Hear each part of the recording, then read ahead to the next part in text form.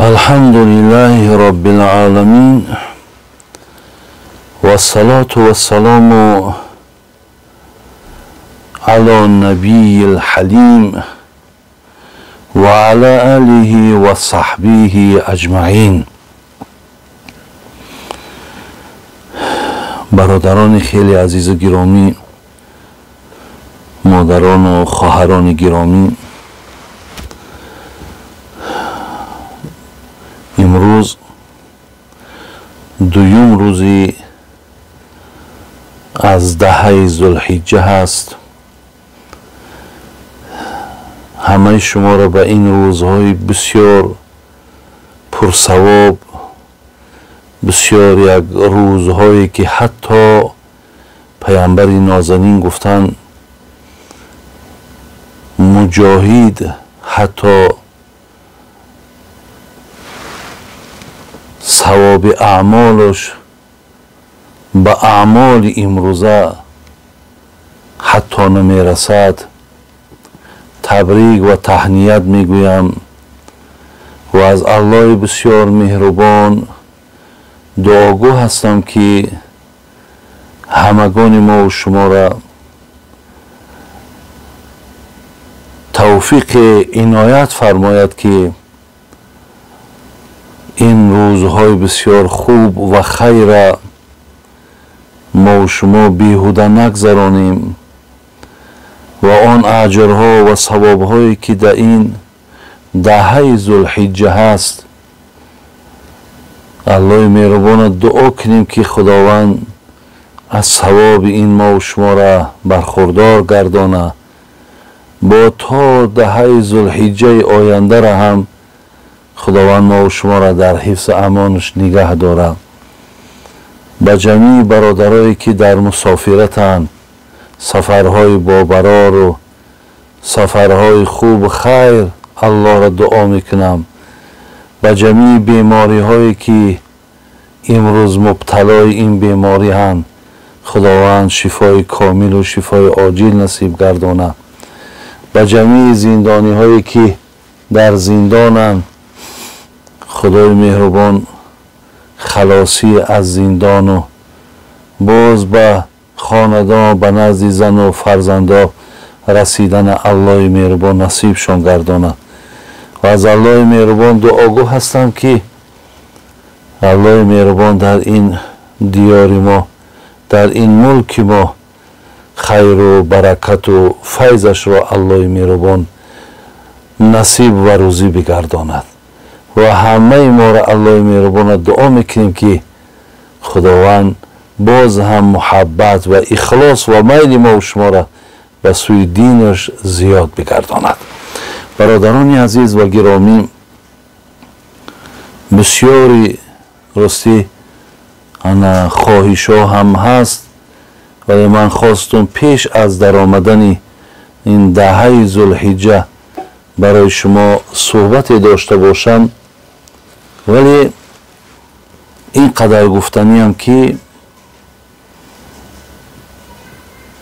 پیامبر نازنینمون صلی الله علیه و سلم این دهه را یعنی تا روزی گویم نهم روزی یعنی 9 روزی از این دهه ذوالحجه را حضرت روزه می گرفتند و علال خصوص برادرانی که این دهه را اگر روزه گرفته هم نتوانین روزی 9 عرفه که اگر با امروزه اگر حساب کنیم اگر روزی 20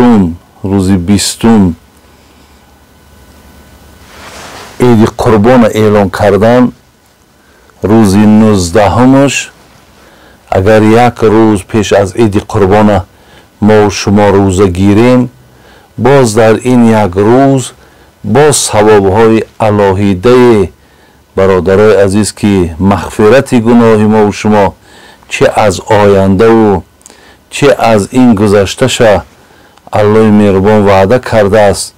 خلاص روزه داشتن همین 9 ذوالحجه را که یک روز پیش از روز عید البته راست می آید روزش بدارین. خدا خواهد این دهر هر کسی که با ذکر با هر یک عبادتی که انجام میتین از ماهای دیگر از روزهای دیگر البته فرق زیادی داره.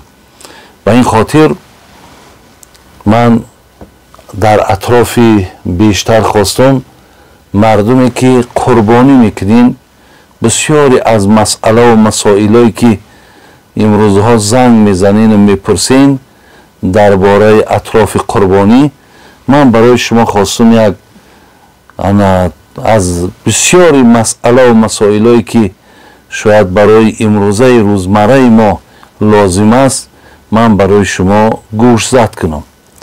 اولین مسئله را که میخواهم برای شما گفته گذارم، روزهای آخر بسیاری از برادران از ما در اطراف یک مسئله سوال میکنند. مسئله ای که نفری که قربانی میکند گفتن باید که خلاص موی سرش نگیرد یا موی از ریشش کم نکند یا ناخونهاش نگیرد. آیا مقصد در همین مسئله جواب این چی است؟ آیا مقصد همین خیل فرموده از نزد الله و رسول ما داریم؟ گفته سوال میکنن. من در ابتدا اول همین مسئله را برای شما گفته گذارم.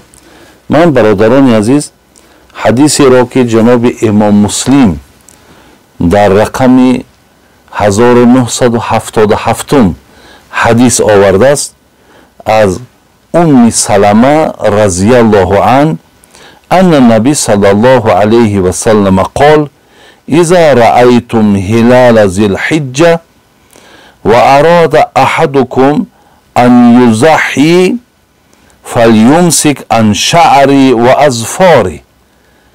ام سلمه گفت که پیامبر گرامی فرمود که هرگاهی که شما در دهه ذوالحجه قرار گرفتین، یعنی علاقه حاضر خیلی که ما در همون دهه ذوالحجه ایم و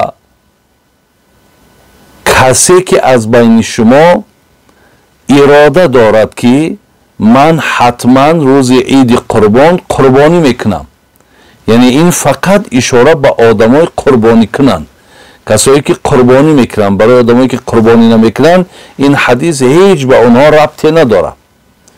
هرگاهی که اگر شما خواهید که قربانی کنید، حضرت گفتن که شما از گرفتن موی سر یا موی ریش یا موی برود، یعنی هر یک مقصد گرفتن از وجود ما، از هر یک مقصد گرفتن موی در هر جای از بدن ما قرار دارد، حضرت گفتن باید که شما باز ایستید، همچنان ناخونهاتون هم نگیرید زمانی که اگر شما اراده قربانی کردن داشته باشید. ولی برادران عزیز، بله این حدیث پیامبرمان هست. این چیزی که من خواندم در معتبرترین کتابای ما و شما صحیح مسلم این حدیث آمده است.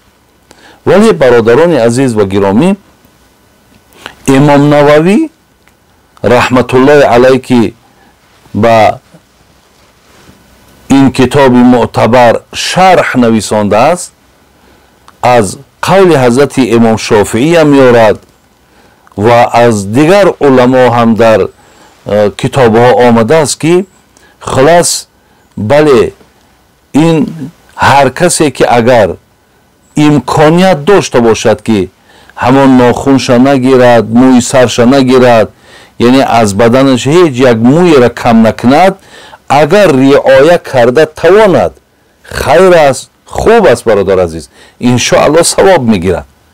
لیکن اگر کسانی که امروز بسیاری آدمایی هست که خلاص اراده قربانی کردن دارن، لیکن باید هر روز اونها مقصد ریش هم بگیرن، موی سر هم بگیرن، یعنی در جایهای موظفن، در جایهای مثال کار میکنن، یا اینکه مقصد برای اونها همین شرایط نیست. اگر اینها ترک هم که کنند در اینجا یگان گناه بر اونها نویسانده نمیشه.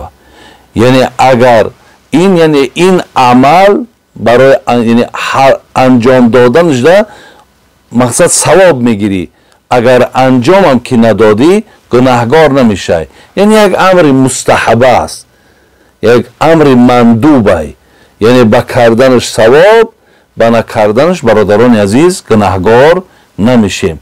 همین قدر دانیم که کسی امکانیت دارد موافق حدیث عمل کند انشاءالله ثواب میگیره. لیکن اگر امکانیتش نباشد، شما اگر ناخونهاتون هم که گیرین، یعنی برخلاف این حدیث هم که اگر کار کردین با ترکش گناهگار نمیشین. این یکی از مسئله هایی است که امروز بسیاری از برادرای ما در اطراف این میپرسند. دیگر مسئله هایی که برادران عزیز و گرامی من میخواهم برای شما صحبت کنم درباره حکم قربانی. یعنی اولا همین قربانی را حکمش چی است؟ برادرای عزیز، البته در فقهای ما و شما، دانشمندای ما و شما، انا بجوز حضرت امام ابو حنیفه دیگرها ایرا حکمش به سنت رفتگیان، یعنی به سنت مؤکده رفتگیان. ولی نزد حضرت امام ابو حنیفه رحمت الله علیه صاحب مذهب ما و شما حکم برادران عزیز واجب دارد. حضرت امام ابو حنیفه هم به همین آیت سوره کوثر فصلی لربک وانحر میگه در همین جا وانحر که مقصد الله مهربان گفته است، مراد از وانحر این مقصد قربانی هست، یعنی شتر را قربانی کنید. و اینجا میگه این امر هست، سپارش هست که شما مقصد قربانی کنید.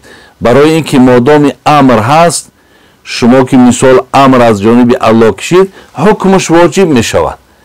برای همین نزد حضرت امام ابو حنیفه کسانی که امکانیت قربانی دارن قربانی را نکردن، البته با موافق این آیت قرآن هم گناهگار می شوند. دیگر حدیثی هم که داریم، انا هم بگیم حضرت امام ترمذی میارد، میگد که و اقام النبی صلی الله علیه و سلم بالمدینه 10 سنین یضحی کل سنتین. میگد حضرت عبدالله ابن عمر میارد حدیثه. حضرت عبدالله گفتن که 10 ساله که پیامبرمون در مدینه منوره بود، حضرت مقصد چیکار میکردن؟ هر سال قربانی میکردن. و این خاطر هرگاهی که مثال اکو دانشمندای اسلامی چی میگن؟ میگن یعنی مداومت، بردوام کردن هر یک کار وقتی از جانب پیامبر گرامی کی شد، او حتما برادرای عزیز مقصد حکم واجب میگیره. زیرا که پیامبر همین 10 سالی که در مدینه اقامت کردن، در همین 10 سال هر سال حضرت قربانی میکردن. برادران عزیز و گرامی، ما حکم قربانی را فهمیدیم که حکمش با آیت قرآن و با این حدیثی که الحال من خواندم ابو حنیفه اینها را استدلال کرده است، دلیل آورده است آیت قرآن و حدیث پیامبر که پیامبر هیچگاه یگان سال قربانی را ترک نکردند. با این خاطر هر کاری را که پیامبر بردوام کردن اون میشود حکمش واجب. چگونه که پیامبر گرامی اگر نماز تراویح را، چخیلی که در زمانهای روزهای تراویح ما صحبت ها داشتیم، اگر به شرطی که امیران بردوام میکردن حکمش واجب میشید. برامین یعنی دلیل هایی که حضرت امام ابو حنیفه آوردن برادرای عزیز انامین است. مسئله که قربانی با کی واجب می شود، یعنی کیها حق قربانی کردن دارند؟ میگد قربانی بر هر یک شخصی که مسلمان باشد، عاقل باشد، با عقل باشد، بالغ باشد، یعنی با بلاغت رسیدگی باشد، کودک نباشد، با بلاغت رسیدگی باشد و مقیم باشد، مسافر نباشد. هرگاهی که میگه ثروت داشته باشد بر او واجب میشود، فرق ندارد که آن ثروت پولی نقد باشد یا زر زیور باشد. برادرای عزیز، من معنا کردیستم، به همین خاطر مادامی که معنا هست من برای شما معنا کردیستم، ساده کردیستم که گفتیم قربانی بر یک آدمی که عاقل، عاقل به معنای دیوانه نیست، یعنی از نعمت عقل برخوردار، دویم بالغ، به بلاغت رسیدگی، یعنی کودک نیست. سیوم چی؟ سیوم گفتیم انا مقیم باشد، یعنی مسافر نباشد. و دیگر اینکه مقصد مالش به زکات رسیده باشد، نابسته مقصد او از پولی نقد دارد یا اینکه یگان زر و زیور و یگان خانه و یگان زمین و یعنی دارد، چیزی دارد که اگر او را به پول عوض کند این مقصد گویم همو صاحبی نصاب می شود، یعنی همو پول زکات هم گویم فقط در شکلی نخته ندارد لیکن مال ثروت دارد. در گردن اینها قربانی کردن واجبه. خب دویم مسئله را که در اینجا آورده گفته است آن مالی که قربانی بر آن واجب می شود شر نیست که در آن مال سال گذرد یا نمو کند، همچون که در مال زکات. ما خیلی که برای آدمی که زکات میتن برادر عزیز میگیم که وقتی که آدم مقصد اینه در اول ماه رمضان $2000 در دستش پیدا کرد، میگیم ما در حال نمیگیم که در حال از او زکات بده، میگیم یک سال باید بر بالاش وقت بگذره، انا که ای سال آینده در رمضان بعد چیکار میکند؟ زکات میتد. لیکن قربانی میگم مثل زکات نیست، یعنی اگر همین روز عید قربان یا این همین 10 ذوالحجه یا یک ماه پیش یا در روزهای عید اگر به شرط همین آدم صاحب $2000 شود، ببینین در گردنش میگه در حال قربانی واجبه. دیگر بر این گذشتنی سال چگونه در مال زکات گفتیم گذشتنی سال در کار بود، در این گذشتنی سال در کار نیست، در حال مقصد در گردنش واجب میشد که باید زکات دهد. دیگر مسئله که اینجا در آمده است مسئله روزهای قربانی. ما از حکم قربانی را فهمیدیم، حکمش واجب، قربانی بر کی واجب می شود اونهاش هم فهمیدیم. سیوم روزهای قربانی، یعنی قربانی باید در کدام روزها کرده شود. روز اول مثال اگر روز 20 روز عید قربان باشد، ما 20 الکی روز اول، 21 اینا روز دوم، 23 تا غروب آفتاب، تا غروب آفتاب یعنی تا نمازی بگیم تا نماز شام ما میتونیم برادرای عزیز که قربانی هامون کنیم. انمی قدر وقت برای روزهای قربانی من داریم. خب اگر برادر از اینجا یک مسئله دیگه آمده است که اگر در همون روز عید قربان اگر در روز یک مبادای اصلانش گیریم واسه شاید اینجا در بیارش عید کردن قربانی برای آدمایی که در شهر زندگی میکنن بعد نماز عید هست، یعنی من تا عید نخوانم هیچ وقت قربانی ما کرده نمیتونم. یعنی کسی که اگر یک روز پیش قربانی میکنه یا اینکه تا نماز عید اولی عید نارفته یک روز پیش میکند یا ای شب میکنه یا مثال سحر بر وقت میخیزه و مقصد قربانیش میکنه بعد عید میروه، اگر همین آدما در شهر زندگی کنن قربانیشون درست نمیشه، اینا باید ای سری نو قربانی کنن. ولی برای نفرهایی که در قشلاق‌ها زندگی میکنن اینها میتونن که پیش ای نماز عید قربانیشون کنن، بعد نماز عید بروند. این مسئله هم در یادتان بگیرین. ولی آدمایی که وقتی میایین مثال بعد نماز عید خلاص یگان مشغولیت شما را فرا میگیره و نمیتونین، در نیم روز هم نمیتونین، در بیگاهش هم نمیتونین، همون روز عید اگر در شب هم که قربانی کنین، یعنی تاریک و تاریک شب هم که قربانی تونه کنین درسته. اگر چنده که مقصد در شب میگه از کراهیت خالی نیست، خوبش در روز قربانی کردنه، لیکن وقتی که اگر امکان تو شب دم که باشد شب هم که قربانی کنی همون روز عید پیش از عید من گفتم که درست نمیشود برای آدمای شهر انا. ولی روز عید، روز دوم عید و روز سوم تا گویم فرو رفتن آفتاب، همین اگر در شبهاش هم که ما همین 2 روز در شبهاش هم که اگر وقتا ما نشید قربانی کنیم این هم درسته برادر عزیز.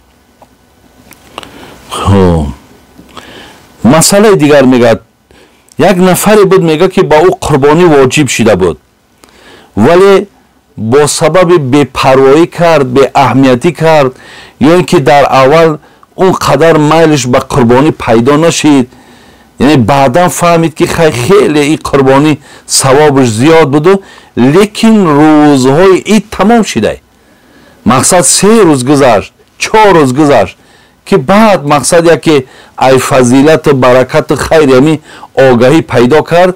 میگه این آدم ها چیکار کنن؟ این آدم ها میگه همون مبلغ قربانی ها در آدم های فقیر و ناتوان میگه صدقه کنن، انشالله ثواب همرا میگیرن. یعنی کسانی که اگر دریاب نکردین شما میتونین که بعد مثال روزای عید مبلغ همرا اگر یک گوسفند در بازار 1,500 یا 2,000 سامانی باشد همون در 2 یا 3 آدم فقیر تقسیمش کنین، خدا خواه همون ثواب شما هم میگیرین.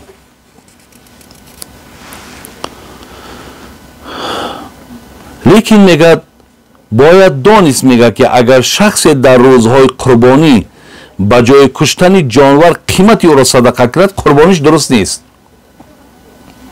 یعنی در روزهای قربانی برادران عزیز ما باید که قربانی ما نکنیم، یعنی همون روز عید یا روز دوم عید یا روز مثال 3 تا همون فرو رفتن آفتاب.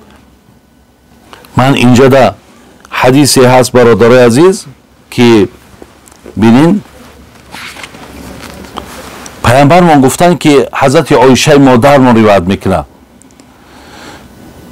میگه ما عمل آدمی من عمل یوم النحر احب الی الله من احراق دم. در همون روز عید قربان میگه یگان عمل میگه محبوبتر به سوی پروردگار از ریختن خون قربانی نیست. یعنی محبوبترین عمل در همون روز میگه ریختن همون خون قربانی است به سوی پروردگار. هر کسی یعنی که قربانی میکند، مقصد ریختن خون قربانی به معنای کسی قربانی میکند، انامین آدم انامون مال قربانی شده محبوب ترین عمل به سوی پروردگار بدست. و انه لتأتی یوم القیامت فی فرشه بقرونها و اشعارها و ازلافها. پیامبر ما گفت که روز قیامت گفت در ترازوی اعمال همون مال را که شما در دنیا قربانی کردین با همون مقصد گویم همون یک چهل گویم یعنی با تمام پوستش، با تمام همون ناخونش، با تمام همون چیزی که همون قربانی داشت همون هم در پلای ترازوی اعمال ثوابتان الله مهربان میگذاشته است. یعنی ببینین، یعنی یگان چیزی از این گوسفند شما یا گاو یا شتری که قربانی میکنین یگان چیز کم نه، با تمام همون جوسش خداوند در بالای ترازوی اعمالت در پله ترازوی ثوابات همین قربانی تا میمانده است. و این الدم لیقع من الله بمکان قبل ان یقع من الارض فتیبوا بها نفسان. پیامبر گرامی گفتند که اولی همه قربانی را همون کار در وقت در حلق قربانی دواندین، اولی خونش در زمین ناچکیده که الله ای شما همه قربانی را قبول میکند. پس پیامبر گرامی چی گفتند؟ گفتند که با خوشنودی قربانی کنین، با خرسندی قربانی کنین، چقدر با وقتی خوش قربانی کنین که رسول اکرم صلی الله علیه و سلم گفتند الله مهربان در این عمل بسیار محبوبیت داره. انا که اینجا دا آمد که در روز عید قربان، روزهایی که قربانی کردن درسته، گفتن قربانی کنین، مبلغ نتین. ببینین مبلغ من گفتم وقت اجازت هایی که ما اگر نکردیم، مقصد نمیدانم ای حسابی به اهمیتین بود، ای حسابی به پروایین بود، ای حسابی یگان تشویش داشتم، یا یک سبب بود که من قربانی کردن نتانستم. لیکن روزهای عید گذشت، مثلا 3 روز بود گذشت رفت، من در این حالت میتونم مبلغش با آدمای فقیر صدقه کنم. لیکن در روزهای خود عید مبلغ دادن درست نیست، بلکه قربانی کردن درسته. زیرا مبلغ هم که دادی قربانی گردن ساقط نمی شود.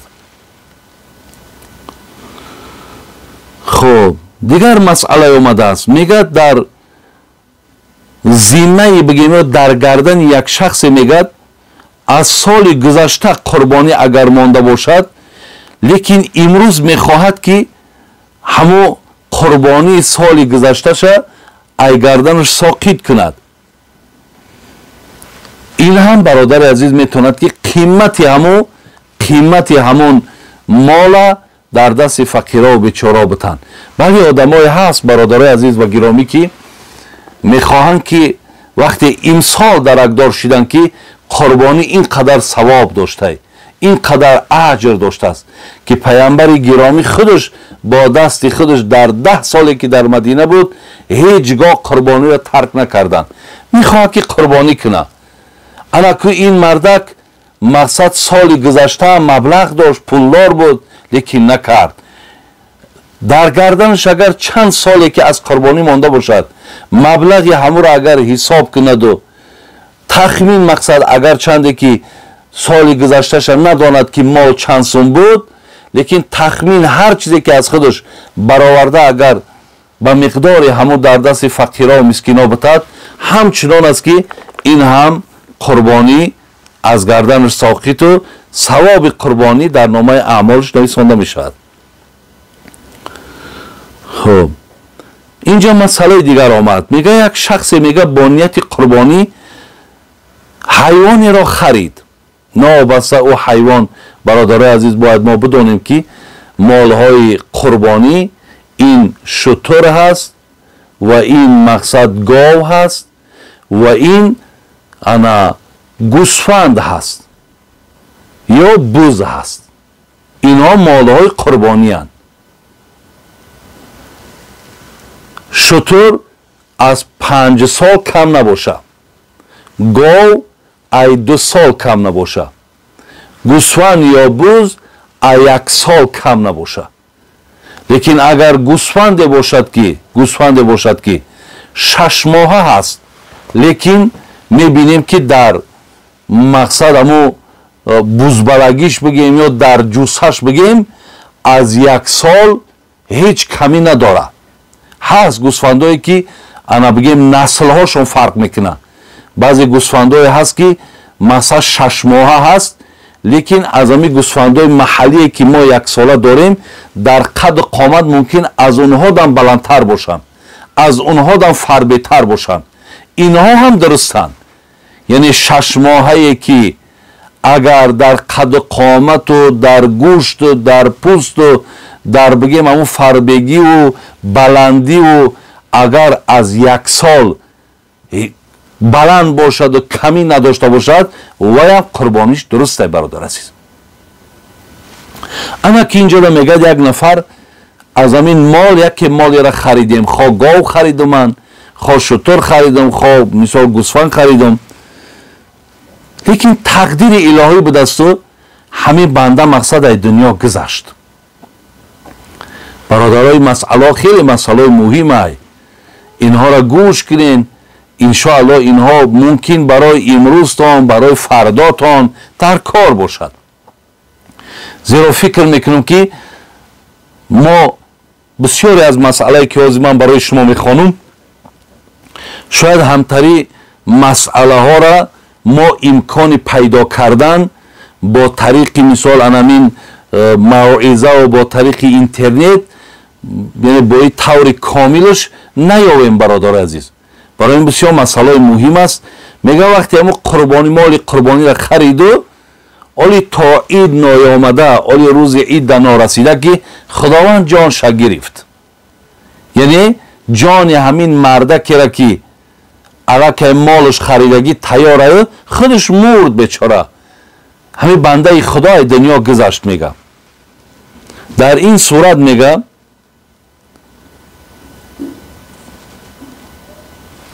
اگر میگه شخصی که از دنیا گذشت نادار باشد، یعنی یک آدم کمبغل بود، یعنی نادار بود لیکن قربانیش خریده، یعنی قرضدار نبوده، از حاجت های اصلیش مثلا شکر خدا خانه داشته است، یعنی امکانیت شرایطش بود است و لیکن مبلغش که به $2000 پسنداز نداره.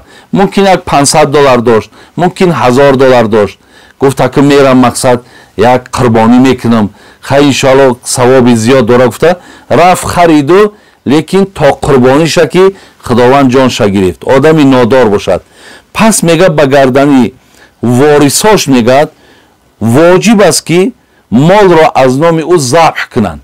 انا که از این مردک بچه مونده، دختر مونده، بین یگان خیش تبار مونده، همون نفرها میگه از نام همین مردک مالش باید ذبح کنند و ثوابش بر روح همین مردک میرسد، همچه آدمی قربانی کردگی. و اگر مالدار باشد بهتر است که وارثانش از نام او مال را ذبح کنند، ولی واجب نیست. برادر عزیز، بسیار مسئله نازکه.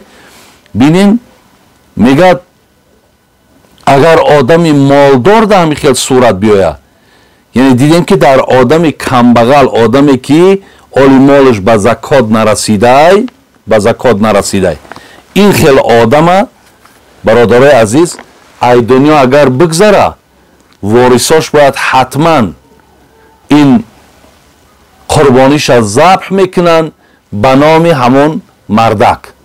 لیکن اگر همین صورت در آدمی بای بشه، یک آدمی ثروتمند مقصد آورد گوسفند یا شتر و تا قربانی کردن خدا جانش گرفت، اگر این حالت ده میگه این هم میشود که وارثاش به نام همون آدم همین قربانی کنن برود.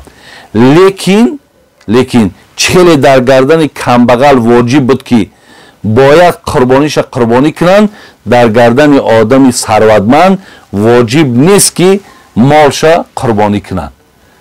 شاید در اینجا برادرها سوال کنن برای چی مقصد، این چی علت داره؟